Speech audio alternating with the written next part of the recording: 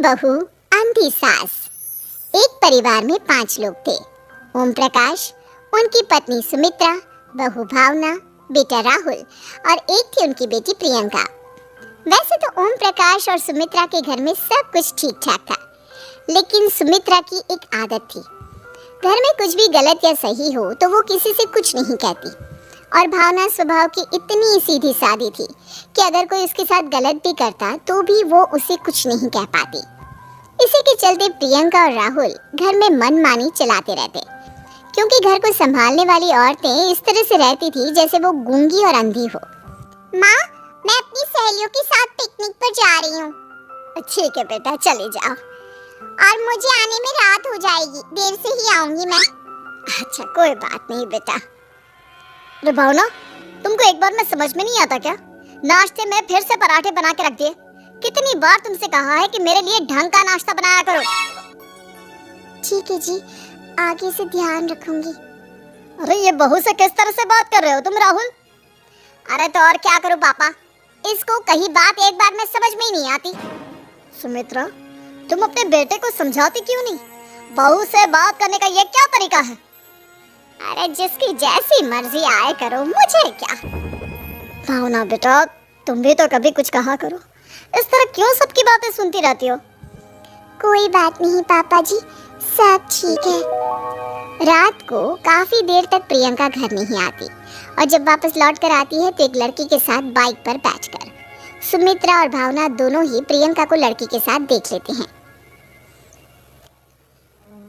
आज तो जोर से डांट पड़ने वाली है, लेकिन मैं डर क्यों रही हूँ? माँ तो सब कुछ देखकर भी अंधी बनी रहती है। और रही बात भाभी की, वो किसी को कुछ नहीं बताने वाली। कहने को भगवान ने आवाज दी है, लेकिन गूंगी है गूंगी। अरे प्रियंका बेटा, इतनी रात को कॉलेज से लौट कर आ रही हो? कहाँ गई थी तुम? पापा, वो सहेली के घर पर थी, पढ़ाई करने के लिए रुक गई थी। अच्छा, ठीक है, जाओ अपने कमरे में जाओ और सो जाओ। सुमित्रा ने अपनी बेटी को एक लड़की के साथ इतनी रात को आते देखकर भी उससे कुछ नहीं कहा और भावना ने भी इस बारे में किसी से कोई बात नहीं की। कुछ दिनों के बाद मामा जी का फोन आया था।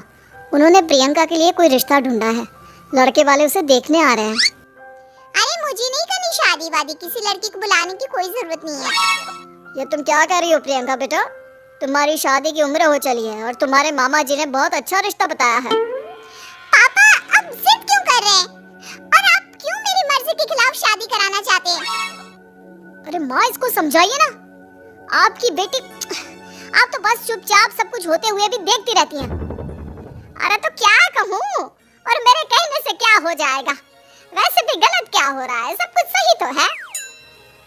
भावना बहू, देखो तो प्रियंका हमारी बात नहीं समझेगी, लेकिन वो तुम्हारी हम उम्र है। क्या पता तुम्हारे कहने से उसे कुछ समझ में आ जाए। नहीं पापा जी, मेरे कहने से कुछ नहीं होगा। मैं प्रियंका को कैसे समझा सकती हूँ? वो ननद है मेरी, कहीं मेरी किसी बात का बुरा मान गई तो? सुमित्रा और भावना में से कोई भी प्रियंका को कुछ नहीं समझाता। इस बात से राहुल और ओम प्रकाश जी दोनों ही परेशान हो जाते हैं।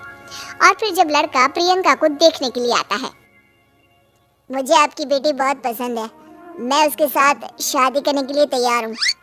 देखो, मुझे तुमसे शादी नहीं करनी, और ये बात जितनी जल्दी समझ में आ जाए अच्छा रहेगा।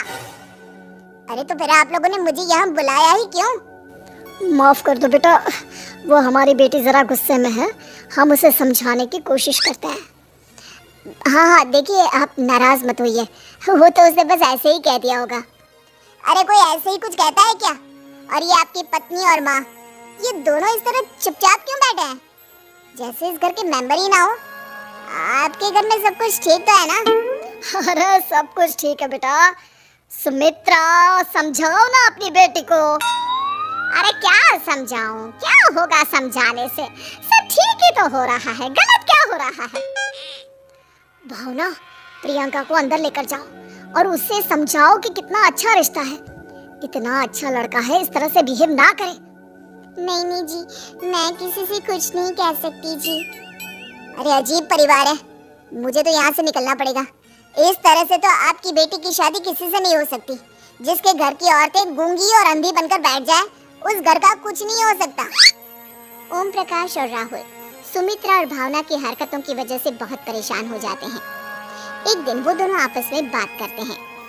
पापा, समझ में नहीं आता कि भावना और माँ को कैसे समझाया जाए। सही कहते हो बेटा, तुम और मैं काम के सिलसिले में सारा दिन घर के बाहर रहते हैं और घर की दोनों औरतें जिन्हें सारा घर संभालना चाहिए गूंगी और अंधी बनकर बैठी हैं।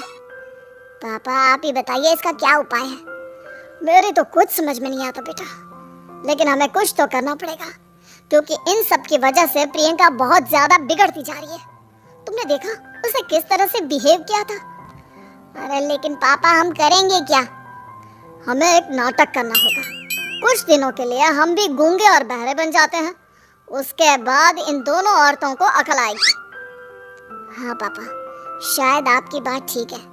हम दोनों हर बार बात को संभाल लेते हैं और इसी वजह से माँ और भावना कुछ भी करने की कोशिश ही नहीं करते। और फिर अगले दिन, भावना, नाश्ते में क्या बनाया है? जी पराठे बनाए हैं। मेरे लिए पोहा बना दो। अच्छा जी ठीक है, अभी बना देती हूँ जी। बहू, नाश्ते में क्या बनाया है? पापा जी पराठे हैं और पोहे बन रहे हैं। अरे बहू, मुझे तो उपमा खाने का मन था, मेरे लिए उपमा बना दो। ठीक है पापा जी, अभी बना देती हूँ। भाभी जल्दी से जरा मेरा कॉलेज का टिफिन तो पैक कर देना। और सुनो, मुझे ना भिंडी की सब्जी खाने का मन है। सुमित्रा चुपचाप बैठी बैठी सब कुछ देख रही थी। उसने किसी से कुछ भी नहीं कहा और ये देखकर भावना को मन ही मन गुस्सा आ रहा था, लेकिन वो किसी से कुछ नहीं कह रही थी। उसे लग रहा था कि ओम प्रकाश जी जो हमेशा उसकी साइड लेते थे वो भी आज चुपचाप बैठे हुए थे। शाम के वक्त प्रियंका अपने बहुत सारे दोस्तों को लेकर घर आती है और उधर दूसरी तरफ से राहुल भी अपने ऑफिस के दोस्तों को लेकर घर आ जाता है। प्रियंका अपने कमरे में तेज म्यूजिक चलाकर डांस करती है और राहुल अपने दोस्तों के साथ बैठकर जोर जोर से हंस रहा था। प्रियंका और राहुल मिलकर पूरे घर को अस्त व्यस्त कर देते हैं, लेकिन भावना उनसे कोई शिकायत नहीं करती और सुमित्रा जी भी चुपचाप बैठी रहती है। लेकिन भावना और सुमित्रा के अंदर का गुस्सा धीरे धीरे बढ़ रहा था। फिर रात को ओम प्रकाश और राहुल एक दूसरे से बातें करते हैं। पापा, हमने इतना कुछ किया फिर भी भावना कुछ बोलती ही नहीं और माँ भी कुछ गलत करने से किसी को रोकती ही नहीं। तुम चिंता मत करो बेटा, इन दोनों के अंदर का गुस्सा भर रहा है और बहुत जल्दी बाहर आने वाला है। अगले दिन, अरे बहू, ये कपड़े धुले हैं या गंदे हैं? पापा जी कपड़े तो मैंने धोकर ही आपकी अलमारी में रखे थे। मुझे तो साफ नहीं लग रहा, एक बार और धो देना। प्रियंका, मैं सोच रहा था कि तुम्हें उस लड़के से शादी नहीं करनी है ना, मत करो। एक काम करो, वैसे भी क्या रखा है शादी वादी में, तुम्हें जो लड़का पसंद है उसके साथ जाकर कोर्ट मैरिज कर लो। इस बार ओम प्रकाश और राहुल की बात सुनकर भावना और सुमित्रा के अंदर का गुस्सा जाग उठता है। मैं किसी से कुछ कहती नहीं जी, इसका मतलब ये है कि आप लोग मुझे परेशान करते ही रहेंगे। कल चार बार मुझसे नाश्ता बनवाया, आज पापा जी मुझसे धुले हुए कपड़ों को बार बार धुलवा रहे हैं। अरे मैं इंसान हूँ जी, कोई मशीन नहीं हूँ। तुम दोनों ने मिलकर इस घर की कैसी हालत बना दी है और अपनी बहन को भागकर शादी करने के लिए कह रहे हो। तुम भाई हो या दुश्मन? ओम प्रकाश और राहुल जोर जोर से हंसने लगते हैं। अरे इसमें हंसने की क्या बात है? हम लोग यहाँ इतने परेशान हो रहे हैं जी, तुम लोगों को ऐसी हरकत करने के बाद भी हंसी आ रही है। ये क्या कर रहे हैं जी आप दोनों? यही तो हम चाहते थे कि सुमित्रा तुम अंधी होकर ना बैठी रहो। घर में कुछ भी गलत हो तो उसे रोकने की कोशिश करो। और भावना, तुम अपने साथ हो रहे गलत व्यवहार पर भी कभी मुंह नहीं खोलती, ये सही बात नहीं है। मैं चाहता था कि तुम्हारी भी जुबान खुले, तुम गलत बात का विरोध करो। गूंगी बहू और अंधी सास की ये जोड़ी इस घर में अब नहीं चलेगी।